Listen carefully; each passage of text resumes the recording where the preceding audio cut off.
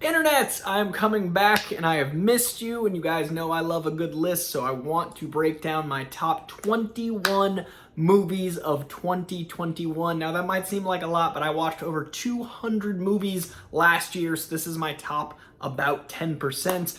Some honorable mentions include Matrix, which I need to re-see, The Last Duel, which just barely didn't make the cut, alongside Ghostbusters Afterlife and The French Dispatch. Those are my 22, 23, 24, and need to rewatch again. I have not yet, as of this moment, seen Licorice Pizza, and about 8 other movies that I need to see. So if there's any of those like, but what about blah blah blah, it is possible that one of those is the recently released have not caught because I caught COVID, didn't get to see end of year movie situation. So let's dive in. I'm going to do 21 to 15 at kind of a more rapid pace, 15 to 10 a little longer, and then I'm really going to break down my top 10 movies. Let's dive in. My top 21 of 2021. Coming in at number 21 itself is Raya and the Last Dragon. I loved this cast. I loved the animation style. I loved the adventure sensibility. I loved that it felt like a story I hadn't necessarily heard before. It was a story that was familiar, but with different twists and turns, and I really enjoyed the whole shebang. Number 20 is Barb and Star Go to Vista Del Mar. This movie was the kind of comedy I've been missing, a very Austin Powers, irreverent, complete slapstick madness kind of comedy. Seeing Jamie Dornan crush that song was worthy of being in the top 20 alone. This cast, again, absolutely amazing, and a comedy unlike anything we're really getting now. Loved me some Barb and Star Go to Vista Del Mar. Number 19, we've got The Tomorrow War. This was one of my biggest surprises of the year. I was very, like I'll watch it, I guess, and then I was fully enthralled. Chris Pratt was a little off in the science element, but everything else really worked for me. That's the one big flaw for the film. But then you've also got some really impressive character design. You've got some truly beautiful sound design. You've got a really immersive world, and I loved these creatures, and I really liked that it felt like a 90s sci-fi film, which I really enjoy. And any movie with J.K. Simmons is going to be right here in my heart. Number 18, we've got Small Engine Repair. Now, Small Engine Repair was a very small indie, not nearly enough people saw. It is a movie set near where I grew up. There is always a bit of a Boston bias. A lot of my favorite films are set in and around Boston. Not only is it a wonderful place to grow up, it is a place ripe with storytelling and ripe with intensity. This movie is certainly intense. John Bernthal is absolutely incredible in this, as is Shea Wiggum. I forget the third gentleman's name. I'm so sorry, third gentleman, but this cast is just brutal. You care about all of them, and the things that happen in this movie are very, very vile, intense, and yet you understand where the three leads come from as they unravel a very intense story. Highly recommend Small Engine Repair. I'm really glad I saw it. Made my top 20 of the year. Big fan of that movie. All right, my number 17 is Coda. This is an Amazon original film you can watch right now if you have an Apple original film. If you have Apple, you can watch it right now. This is a movie about a girl that is the only hearing person in a family where everyone is deaf, and it's a really beautiful story. It is such a riveting,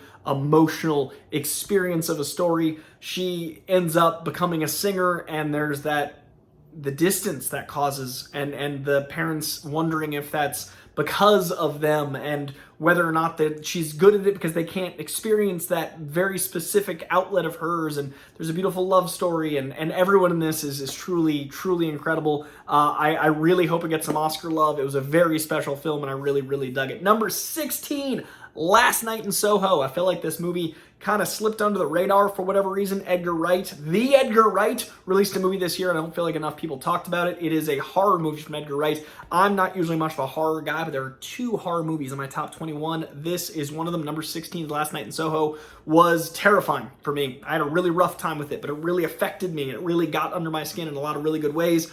I was so impressed by it, and it gave me in-theater trauma. Like, I was affected. I was having like sensory issues. I was fully there, and like shakes and sweaty palm and horror. Like, I experienced horror. It's a very intense film. Really worked for me. I love the message about nostalgia that it delivers, and I think it's a really important message. A very similar message in some ways to The Matrix, which again, I need to see again, but really, really impressed with Last Night in Soho. Needed more love. So that is my 16 through 21. Let's get into my top 15. Gonna power through 15 to 10, like I said, and then we're gonna break down those top 10. Coming in at number 15, No Time to Die. A very stylized Bond film that I waited a very long time for. This was the first movie to get delayed. Kept getting delayed. Beautiful film. Very... the cinematography is like nothing else. It feels like a Bond movie, but it feels modern. It feels like a throwback to the Sean Connery era, but it definitely is a Daniel Craig Bond. There's a lot going on. The villain, Remy, was great, but Remy, sorry, Mr. Malik. But there's something about the writing there that didn't land for me. The ending, the last bit worked for me, but the setup to it, not so much.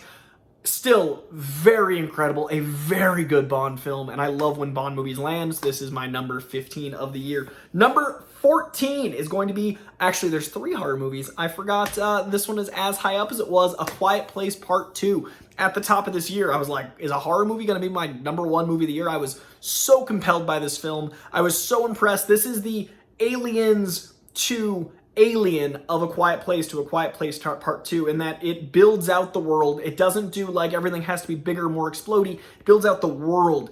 It is much like Alien versus Aliens, a slightly different genre, and the supporting cast as well as the leads are all brilliant. John Krasinski directs the hell out of this movie, and while we have him for one scene, you remember how much you love the first one, and then it completely puts you in a brand new world within the world of A Quiet Place. Cillian Murphy in this, good God. Emily Blunt should get some Oscar love. She won't because it's a horror movie, but there is so much right about this, and I loved the first one. The first one's an A for me. The second one being an A is very rare. Rarely do sequels live up to their first. This one might have even passed it. I loved A Quiet Place Part 2. Next up at number 13, we've got The Suicide Squad. Any other year, this would be much, much higher. I know a lot of people assume all my favorite movies are comic book movies because I talk about comic books for a living, but that is not always the case. There are 12 movies above this, and that is surprising because this is truly an A comic book film. That is how good comic book movies have gotten, that an A, a solid 4.5 star film can be this low in the list. This was a good year for movies. The Suicide Squad is very James Gunn. It is very Troma in a lot of ways. It is completely irreverent. It is so funny. It is stylized and gorgeous. It goes places that I never thought we'd see in a comic book movie. It does all of that wonderfully. I love this movie. It is so much, but there are a couple comic book movies that beat out, and that is saying something. So this was a great year for film and for comic book film. Immediately above The Suicide Squad is, in fact, another DC film. My number 12 of the year is Zack Snyder's Justice League. The Snyder Cut of Justice League is something I never thought we'd see. I didn't think this movie would exist. I thought if it did exist, it could never live up to expectations. I was really worried that all the people that wanted it so badly would be disappointed because the movie that played up here couldn't possibly be as good as the one that would play here in front of us, and I was wrong, and I'm so happy I was wrong. The movie that we got was a 4-hour epic about gods living amongst us, about true titans, and it felt like what I wanted a Justice League movie to be. It felt like what I wanted to feel Batman and Superman and Wonder Woman and Aquaman and Flash, and finally a story for Cyborg.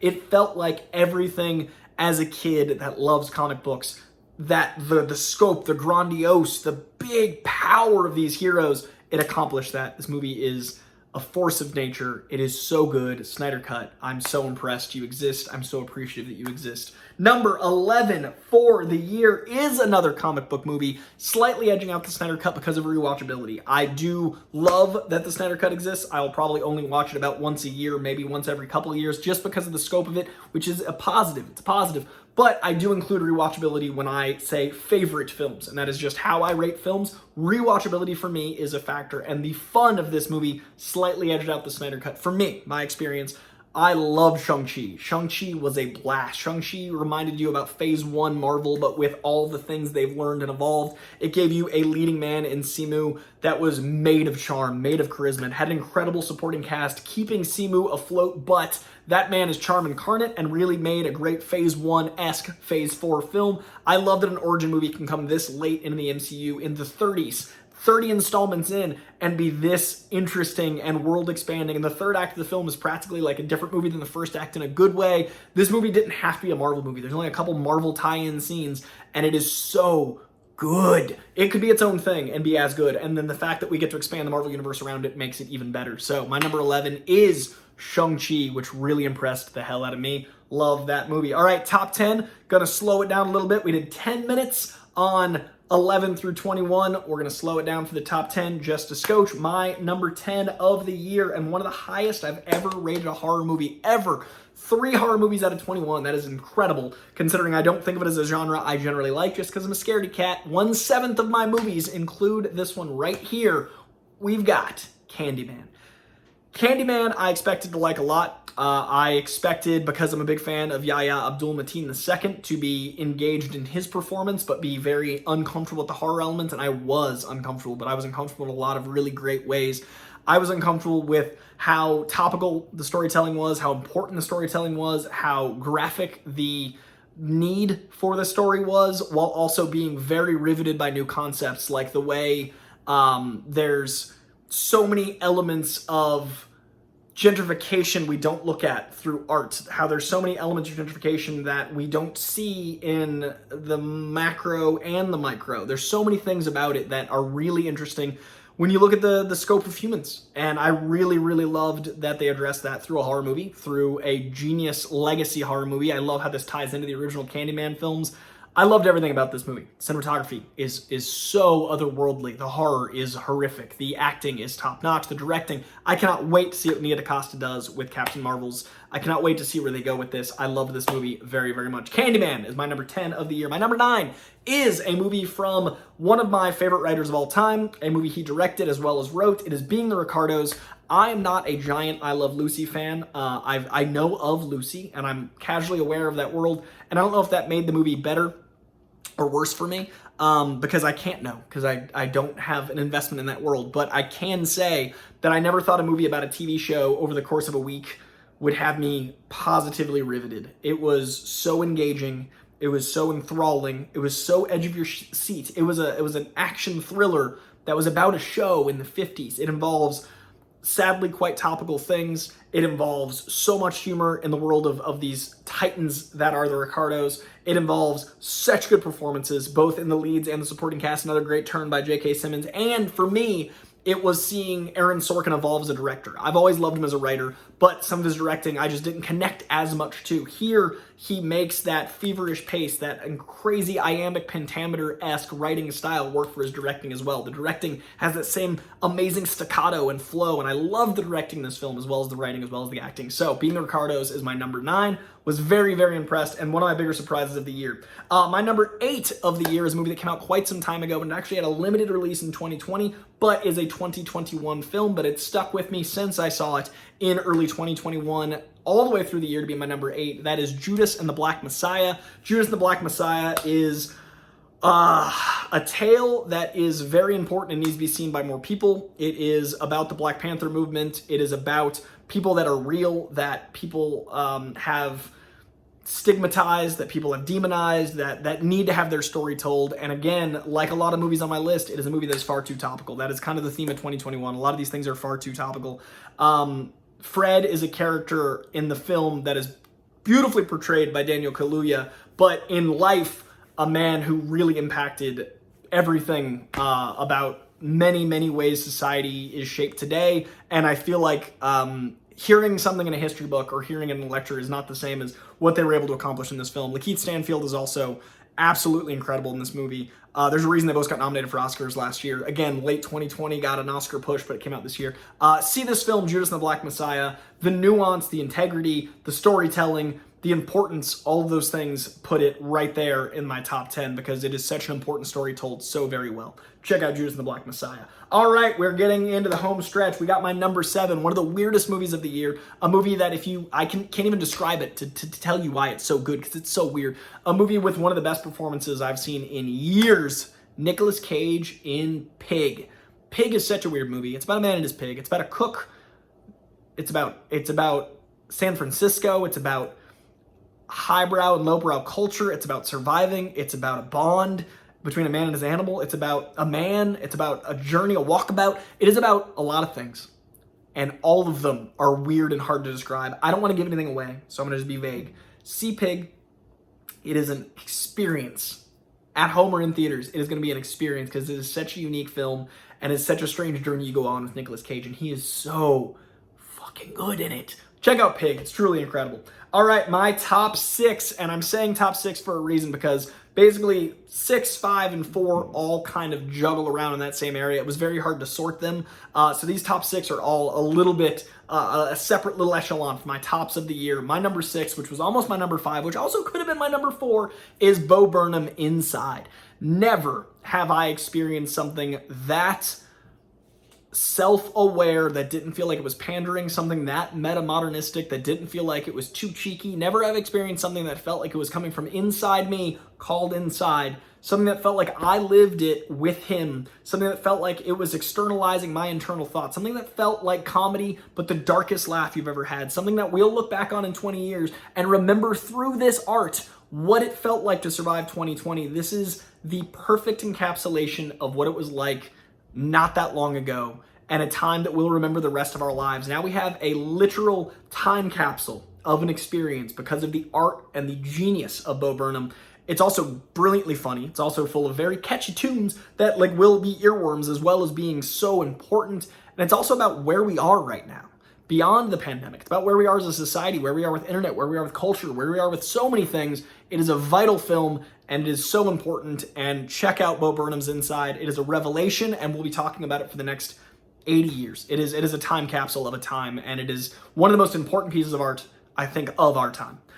Number 5 is a movie that I have shown so many people, a movie that is full of so many strange eccentricities, a movie made for weirdos, and that's part of the marketing, and that is The Mitchells versus the Machines, which is truly made by and for weirdos. The team behind Into the Spider-Verse teamed up again, Sony Animation team, made this absolutely gonzo piece of art, and it's not only wicked funny, wicked surrealistic, wicked colorful through very new styles of animation mixed with old styles of animation, but it's also important. The story itself about family, but also about technology, is really vital. And some of the elements have been told before, but this is telling them in new ways that are really lovely.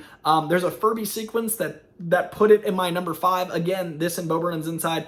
I think as far as like importance, these are both very important. The Bo Burnham Inside special for what it means for the time, and Mitchells vs. the Machines for what it means for the entire medium that is animation. It is a powerful experience of a film. Again, watch the Furby sequence, experience the Mitchells vs. the Machines knowing as little as you can. It is a thrill ride, and I usually struggle with animation because I have a hard time identifying with the characters, and that's my own flaw. It's nothing against the medium that is animation. It's my own thing. I was so with these characters. I was so involved and invested in these characters. I love this film so very much. My number 5, The Mitchells vs. Machines. It is hilarious, and it is stunning. It is beautiful. It is stunning. It's an experience. Thank you, weirdos, for making a movie for us weirdos. Number 4 is probably my most controversial pick because a lot of people didn't like this film, but if you're on this channel, you probably know that I do.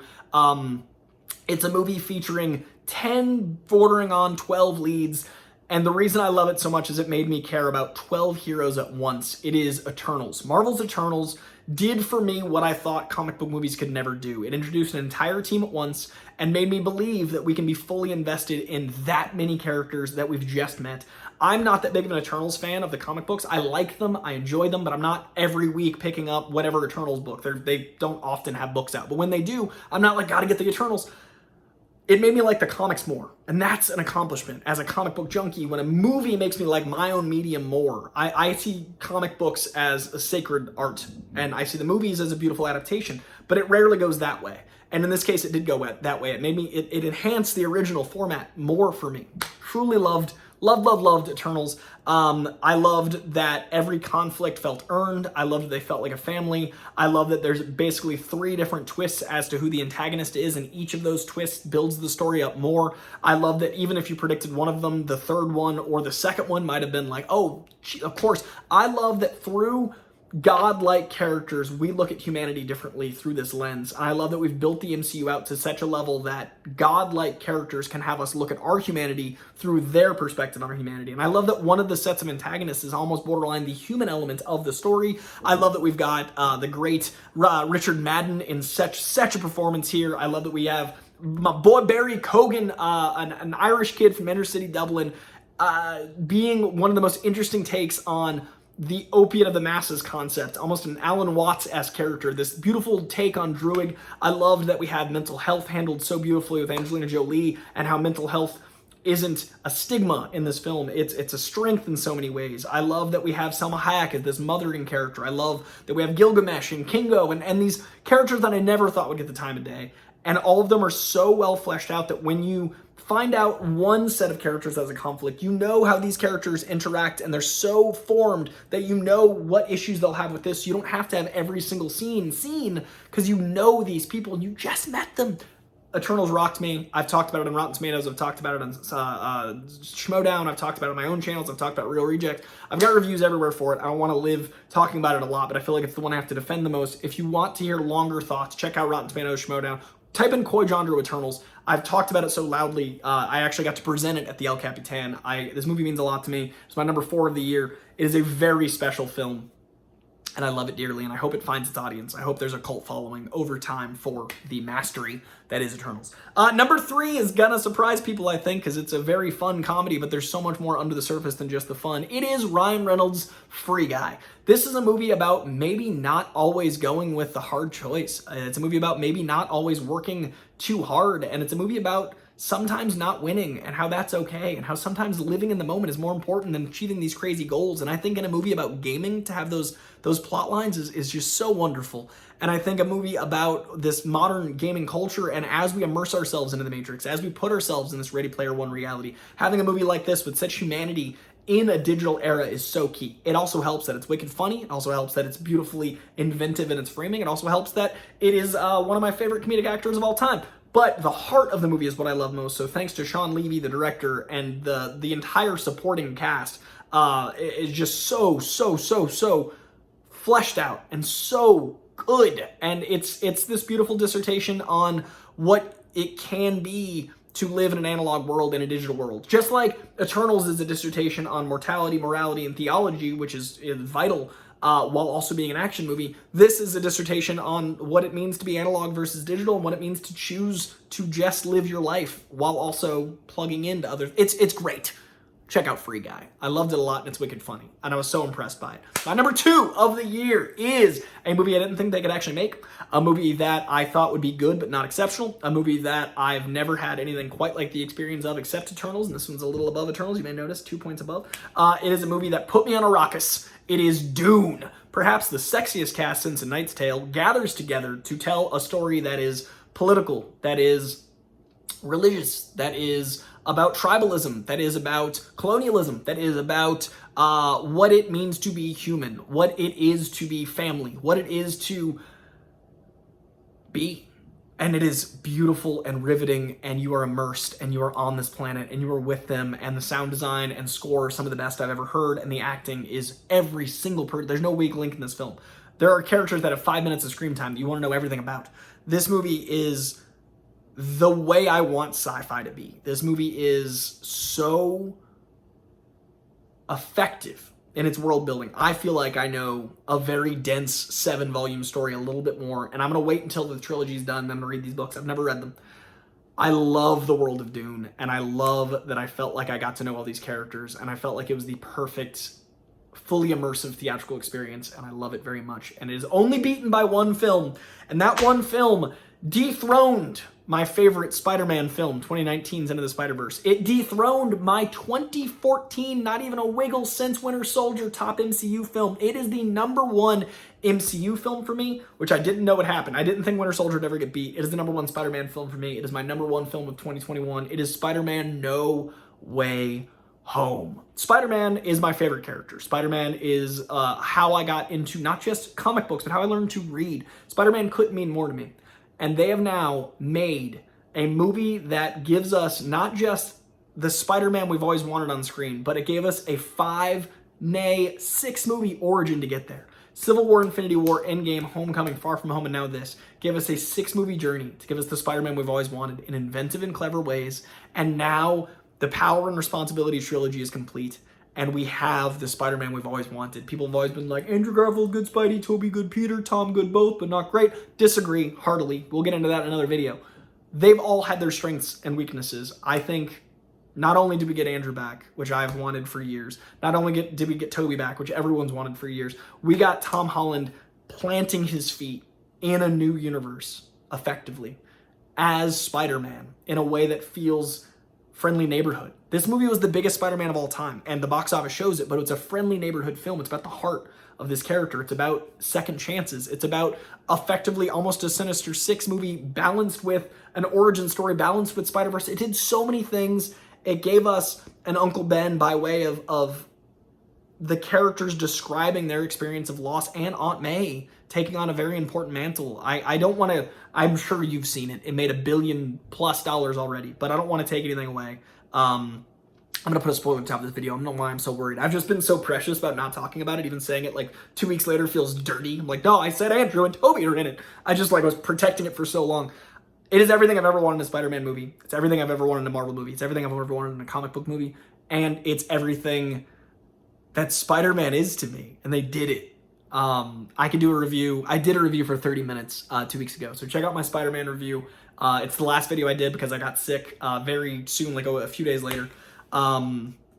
Please check that out because I want to go 30 minutes now about Spider-Man, but I can't. So check out my Spider-Man No Ham review. It is. I'll put a little card right here, and hopefully you enjoyed all 21 of those films with 3 little bonuses. I'm gonna put a graphic up right here of all of the stuff, and then you guys will have the visual aid of the 21/24 movies we just went through. Those are my favorites of the year. My top 2021 films. My top 21 of 21 were Spider-Man No Way Home, Dune, Free Guy, Eternals, Mitchells vs. the Machines, Inside, Pig, Judas and the Black Messiah, Being a Ricardo's, Candyman, Shang-Chi, Zack Snyder's Justice League, The Suicide Squad, Quiet Place Part 2, No Time to Die, Last Night in Soho, Coda, Small Engine Repair, The Tomorrow War, Barb and Star Go to Vista Del Mar, and Raya and the Last Dragon. I hope you enjoyed this video. I enjoyed making it for you. I'm going to be back making a lot more content very soon. I'm still recovering. I'm also going to work on getting better camera and audio this year.